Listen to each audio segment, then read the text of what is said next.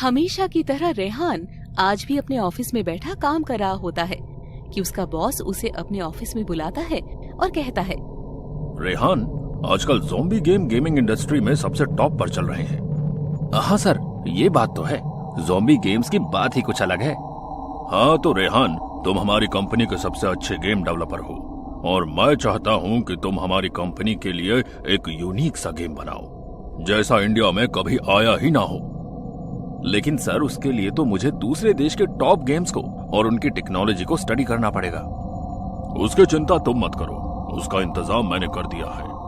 हमारी कंपनी ने तुम्हारे लिए दूसरे देशों के सबसे बढ़िया गेम्स और उनकी टेक्नोलॉजी को यही मंगवा लिया है। उसके लिए तुम्हें कहीं जाने की जरूरत नहीं है, तुम यहीं रहकर गेम्स को स्टडी कर सकते हो। ठीक है सर, अगर ऐसा है तो मैं कल से ही काम शुरू करता हूँ। कल से नहीं रेहान, आज से ही। मतलब? तभी ऑफिस में ब्रेजा दाखिल होता है और उसकी तरफ इशारा करके बॉस रेहान को कहता है, इनसे मिलो, ये है ब्रेजा जी। इन्हें अमेरिका की सिलिकॉन वैली में 5 साल काम करने का एक्सपीरियंस है। ये तुम्हारी अब से गेम डेवलप करने में मदद करेंगे। और इतना कहकर बॉस ऑफिस से चले जाते हैं। तभी ब्रेजा रेहान को कहता है, तो रेहान, तुम तैयार हो अपनी जिंदगी दांव पर लगाने को? ब्रेजा की बात सुनकर ऋत्विक बिल्कुल चौंक जाता है और पूछता है, जिंदगी दांव पर लगाने को? ये आप क्या कह रहे हो सर? चलो मेरे साथ, सब बताता हूँ। उसके बाद ब्रेजा उसे एक अजीब सी बिल्डिंग में लेकर जाता है जिसमें एक वॉचमैन के अलावा कोई भी नहीं होता है। अरे ये कैसी जगह है? यहाँ तो सिवाय वॉचमैन के कोई भी नहीं है। ये बिल्डिंग अभी स्टार्ट नहीं हुई है, इसीलिए। ओह अच्छा। हाँ, अब नेक्स्ट फ्लोर पर चलो, वहीं हमारा ऑफिस है। और रेहान ब्रेजा के साथ नेक्स्ट फ्लोर पर चला जाता है। ऑफिस में जाने के बाद रेहान देखता है कि वो फ्लोर लेटेस्ट टेक्नोलॉजी के कंप्यूटर्स और गैजेट से भरा हुआ है जिनके बारे में उसने बस सुना था। कंप्यूटर्स और गैजेट्स को देखकर रेहान ब्रेजा से कहता है, अरे ये सब क्या है? ये जगह ऑफिस कम और लैब ज्यादा लग रही है, और यहाँ ये फर्श पर खून जैसा क्या पड़ा है? ओहो रेहान, तुम भी। ये खून नहीं, केमिकल है। पर हाँ, ये ऑफिस नहीं लैब ही है। हम यहाँ ज़ॉम्बी गेम्स की टेस्टिंग करते हैं। पर कैसे? आओ बताता हूँ। इतना कहकर ब्रेजा रेहान को एक सुपर कंप्यूटर के सामने बैठा देता है और कहता है, हम अपने सारे गेम्स की टेस्टिंग इस सुपर कंप्यूटर से करते हैं। सुपर कंप्यूटर का नाम सुनते ही रेहान के मुंह पर चमक आ जाती है और वो कहता है, कमाल है, तुम्हारे पास अपना सुपर कंप्यूटर है। अरे अब तो गेम टेस्टिंग में और मजा आएगा। उसके बाद ब्रेजा रेहान के दिमाग को वायर्स के जरिए सुपर कंप्यूटर से जोड़ देता है और कहता है, रेहान, याद रखना, डार्विन ने कहा था कि जो स्पीशीज सरवाइव कर पाती है वही अंत तक जिंदा रह पाती है।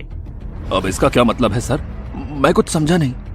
थोड़ी देर गेम खेलो, बात अपने आप समझ में आ जाएगी तुम्हारे। इतना कहकर ब्रेजा ऑफिस से बाहर चला जाता है और सुपर कंप्यूटर में ज़ॉम्बी गेम स्टार्ट हो जाता है और रेहान गेम्स की टेस्टिंग शुरू कर देता है। और देखते ही देखते रेहान 3rd लेवल पार कर लेता है और उस सुपर कंप्यूटर में ग्रीन लाइट चमकने लग जाती है और तभी सुपर कंप्यूटर की स्क्रीन पर लिखा आता है, you have cleared first 3 levels of our game, so we are sending you in another dimension for 30 minutes to have a real life experience। ये पढ़ने के बाद रेहान को कुछ समझ नहीं आता कि इसका क्या मतलब है और तभी रेहान बेहोश हो जाता है।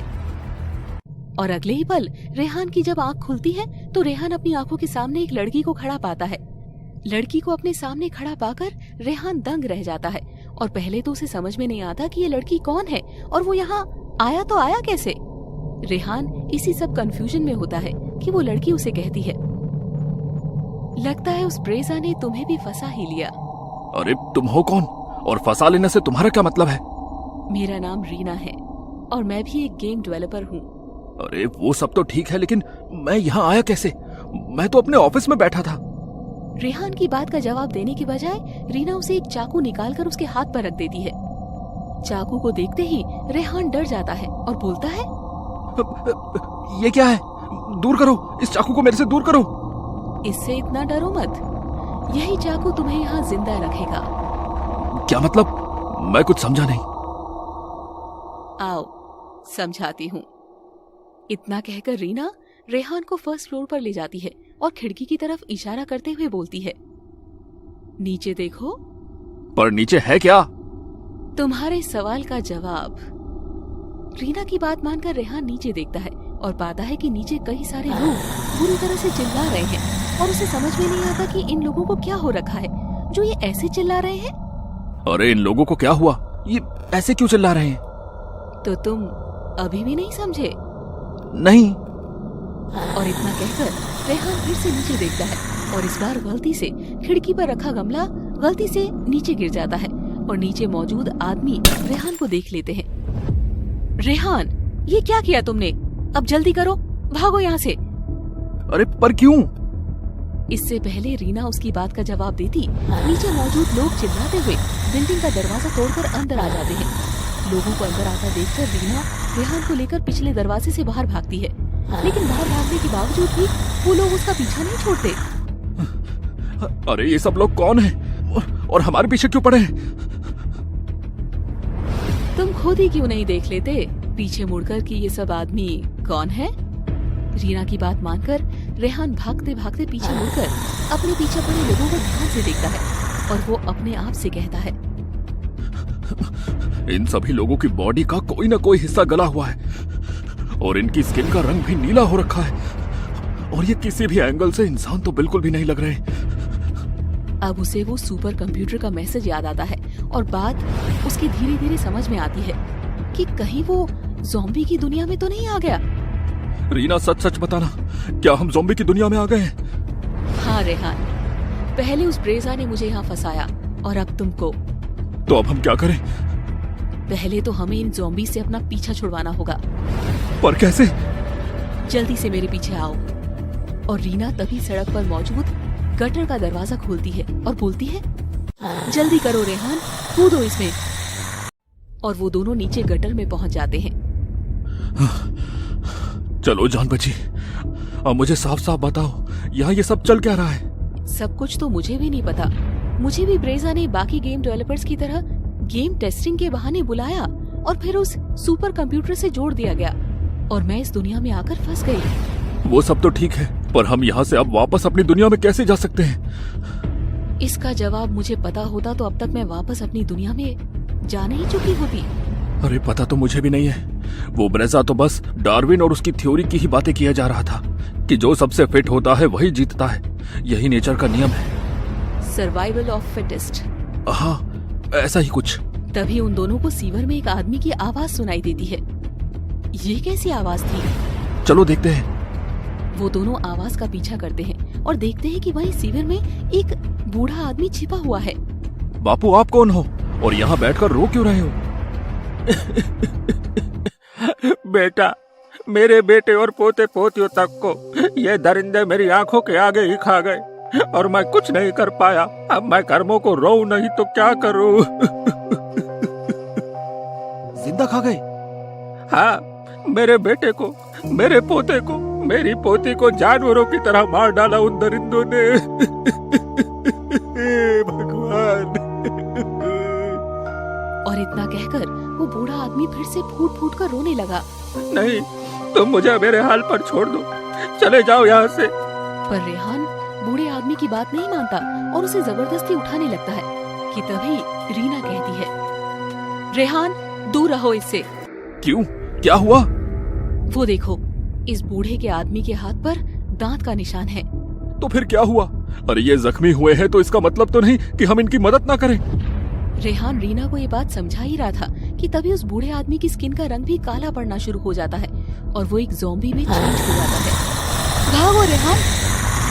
लेकिन इससे पहले कि रेहान भाग पाता, वो ज़ॉम्बी रेहान पर हमला कर देता है। रीना, प्लीज प्लीज मेरी मदद करो, बचाओ मुझे। रेहान, वो चाकू जो मैंने तुमको दिया था उसका इस्तेमाल करो। इतने में ही रेहान वो चाकू अपनी जेब से निकालता है और उस बूढ़े के सर में घुसा देता है और वो बूढ़ा वहीं दम तोड़ देता है। आज तो बाल बाल बचा। एक पल के लिए तो मुझे लगा कि ये बूढ़ा मुझे खा ही जाएगा। कहा था ना, यही चाकू तुम्हें यहाँ जिंदा रखेगा। हाँ, तुमने बिल्कुल ठीक कहा था। हाँ, पर हमें अब जल्दी से यहाँ से निकलने का रास्ता खोजना होगा, वरना यहाँ तो कोई ना कोई ज़ॉम्बी तो हमें अपना शिकार बना ही लेगा।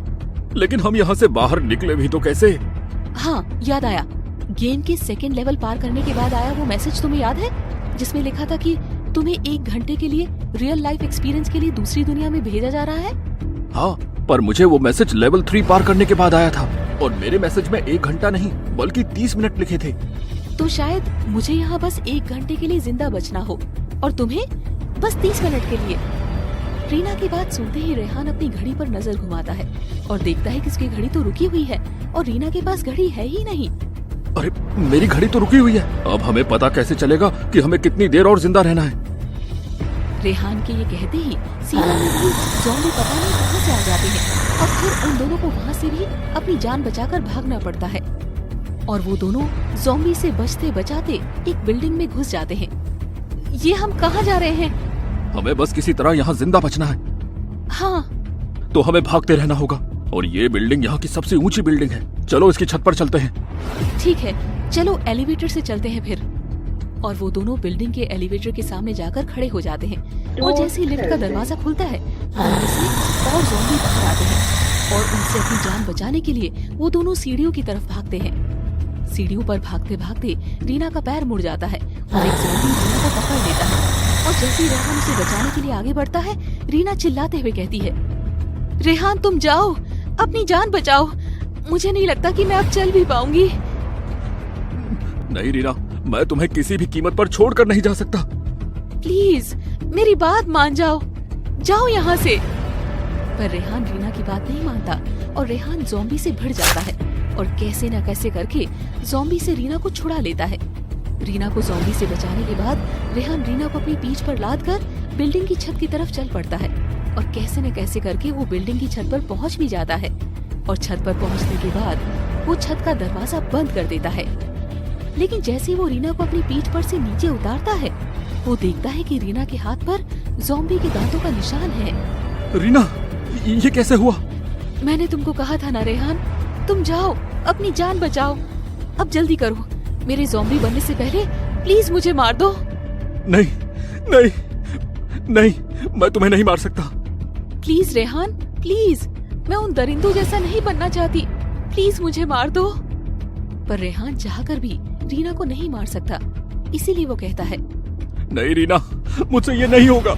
और रीना तभी उसका स्किन कलर चेंज हो जाता है और रीना ज़ॉम्बी बन जाती है और रेहान को मजबूरन रीना को मारना पड़ता है और वो रीना को उसी चाकू से मार देता है जो रीना ने उसे उसकी रक्षा के लिए दिया था। रीना को मारने के बाद रेहान बुरी तरह से रोने लग जाता है। रीना। और इतने में छत का दरवाजा तोड़कर बाकी ज़ॉम्बी भी छत पर आ जाते हैं। ज़ॉम्बीज़ को छत पर देखकर रेहान सोचता है, अरे अब तो मेरी जान बचना इम्पॉसिबल है, लेकिन इन दरिंदों के हाथों मरने से बेटर है कि मैं खुद ही इस बिल्डिंग से कूदकर अपनी जान दे दूं। अपने आप से ये कहकर रेहान अपनी आंखें बंद करके छत से छलांग लगा देता है और फिर अचानक से उसकी आंख खुल जाती है और वो अपने सामने वॉचमैन को देखता है। सर आपको कितना टाइम और लगेगा? मुझे अब ऑफिस को लॉक करना है। मैं आपको कब से देख रहा हूँ, आप बस कुर्सी पर बैठे सो रहे हो। वॉचमैन को देखकर रेहान हैरानी से अपने चारों तरफ देखता है और फिर उसके साथ जो कुछ भी हुआ वो उसे याद आता है।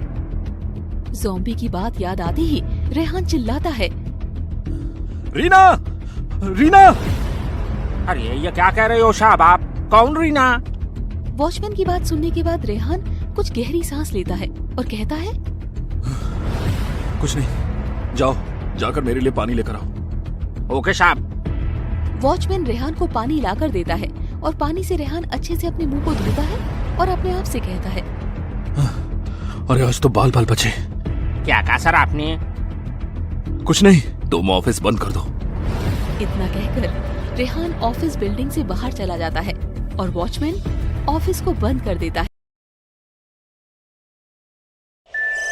Thanks for watching Scary Drive. Please like, subscribe and share with your friends.